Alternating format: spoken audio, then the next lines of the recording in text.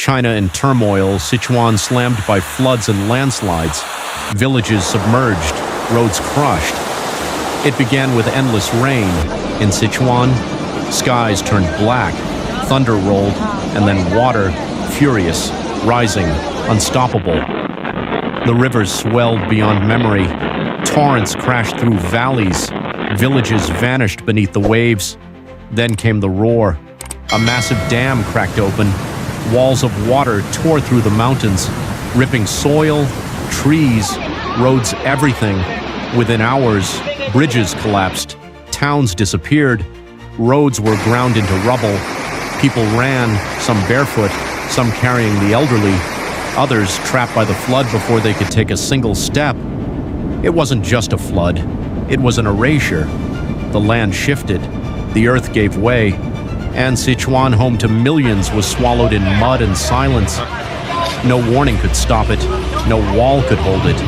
This was nature at war, and it had already won. The rain didn't fall. It attacked for 7 days. Sichuan was pounded by storms. Clouds hung low like a curse. Mountains bled water, rivers broke free. Some areas received over 400 millimeters in just 48 hours. That's not rainfall, that's a flood machine. The soil couldn't hold. Hills turned to liquid, valleys filled like basins. One moment, a peaceful village, the next gone, crushed under waves of mud and water. Roads vanished in minutes. Trees were uprooted like weeds. Buildings cracked from the ground up. And still, the rain didn't stop. Meteorologists called it rare. Locals called it terrifying. What was once a landscape became a battlefield. Nature was not subtle. It came to overwhelm, and everything in its path was changed forever. Pingwu, Junlian, Mianyang. Names now soaked in tragedy. In Pingwu County, an entire hillside collapsed, burying homes in seconds. No time to scream, no chance to run, just silence and mud. In Junlian, floodwaters swept through the streets like a black tide. Houses floated, flipped, shattered. In Mianyang, power lines sparked and died as the river broke its banks, swallowing entire neighborhoods. Bridges crumbled, roads cracked like paper. Rescue crews couldn't get in, survivors couldn't get out. Farmers watched helplessly as their land turned into lakes. Generations of work gone in hours. These weren't isolated events. These were entire communities erased. And with each passing hour, more names were added to the map of devastation. Sichuan wasn't just hit, it was shattered from the inside out. The pressure was too much. Behind the dam, water piled higher by the hour. Sirens wailed, crews scrambled, but it was too late. Cracks appeared. Then came the sound, deep, final, unstoppable. Concrete split. Steel groaned, and then the wall broke. A roar like thunder ripped through the valley. A wall of water surged forward, faster than any warning. Downstream villages had minutes, some had seconds. Entire blocks were swept away, roads erased, forests flattened. The flood didn't flow, it exploded. Footage showed rooftops vanishing beneath waves, screams drowned by impact.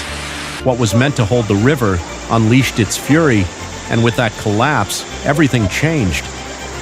This wasn't just structural failure, it was the heart of Sichuan shattered in one violent breath. The roads didn't break, they vanished. Highways buckled under rushing floodwater. Asphalt peeled like paper. Pavement cracked open, swallowing cars whole. In one town, a bridge collapsed mid-traffic. A truck hung half in the air before the rest gave way. No time to brake, no way to turn back. Mountain routes were buried in landslides. Rural paths turned into raging rivers. Emergency crews tried to push forward, but every route was gone. No rescue, no escape, just endless water, endless mud. Families were stranded on rooftops, villages completely cut off. Drones flew overhead, searching for signs of life where the roads used to be. And in the distance, more bridges trembled, because once the earth moves, nothing holds. In Sichuan, movement had stopped. Only the flood kept going, relentless, unchallenged. The cities didn't flood, they disappeared. In the blink of a storm, entire towns were swallowed whole. Junlian streets became canals. Market stalls floated past rooftops. Street signs vanished beneath brown waves. In hillside villages, homes slid from their foundations.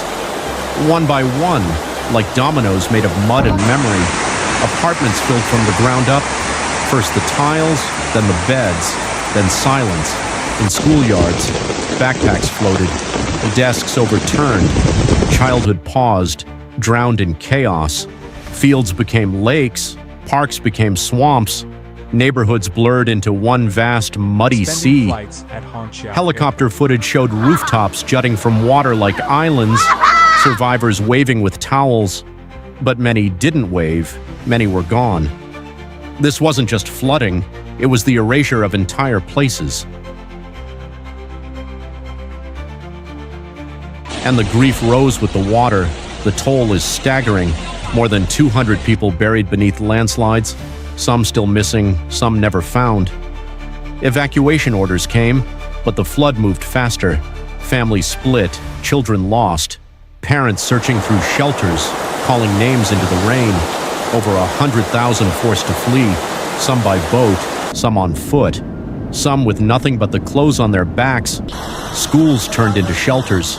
Hospital corridors lined with blankets, crowds huddled on high ground, watching their homes vanish below. Food ran low, water ran out, but fear stayed constant. In every crowd, a name missing, a face not seen, a seat left empty. This disaster didn't just take land, it took people, and the silence left behind speaks louder than the storm. The rescue began in chaos. Sirens wailed through drowned streets. Helicopters hovered over rooftops. Boats pushed through alleys that once were roads. Thousands of responders deployed firefighters, soldiers, medics.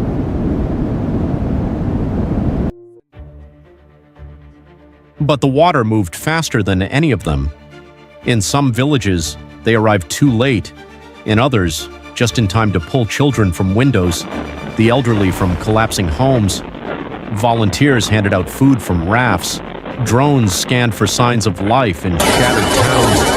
But access was limited. Roads gone. Signals lost. Every trip in was a gamble.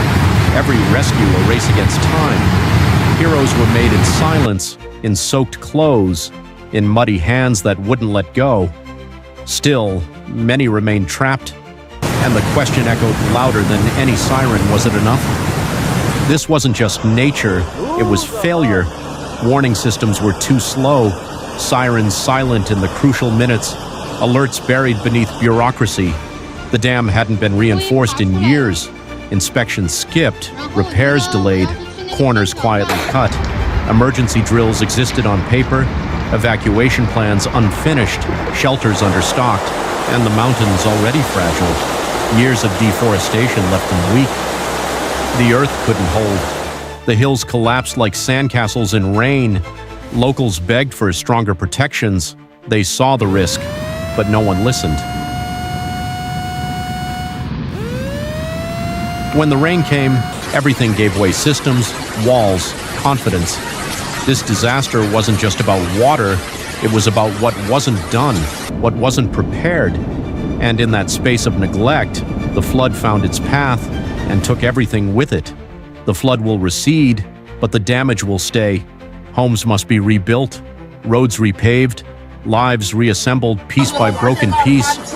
It will take months, maybe years, but some things can't be replaced. A lost child, a missing father, a home that once held generations now gone.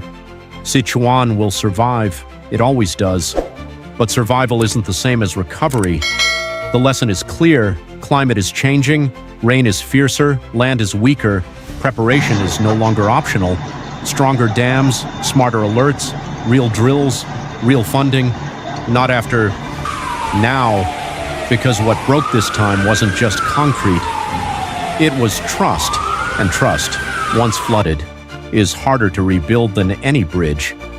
Remember this disaster, not just for the sorrow, but for what must never be repeated.